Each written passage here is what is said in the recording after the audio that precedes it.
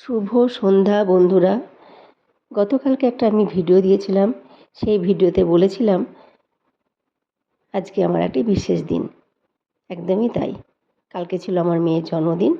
আমরা স্বামী স্ত্রী দুজনে মিলে চলে এসেছিলাম মেয়ের জন্য শুভকামনা জানিয়ে মায়ের মন্দিরে পুজো দিতে।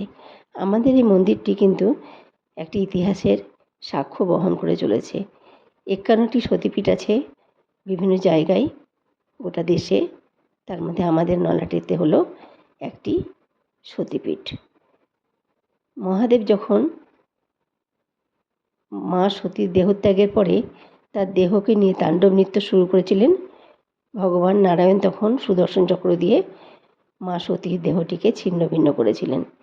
সেই ছিন্ন ভিন্ন দেহ যেখানে পড়েছিল সেখানে তৈরি হয়েছিল একটি করে সতীপীঠ। আমাদের নলহাটিতেও কিন্তু পড়েছিল মায়ের গলার নল। তাই থেকে আমাদের শহরের নাম হয়েছে নলহাটি, আর মায়ের মন্দিরের নাম হয়েছে নলহাটেশ্বরী। যখন আমরা এসে পৌঁছেছিলাম তখন আরতি শুরু হয়ে গেছিলো, সন্ধ্যা আরতি শুরু হয়ে গেছিলো। তো সন্ধ্যা আরতি দেখার পরে আমরা মায়ের পুজো দিয়ে আবার বাড়িতে ফিরে এসেছি। আপনাদের কেমন লাগলো ভিডিওটি অবশ্যই জানাবেন। সঙ্গে থাকার জন্য অনেক অনেক ভালোবাসা, অনেক অনেক ধন্যবাদ। দেখতে থাকুন সন্ধ্যা আরতিটি।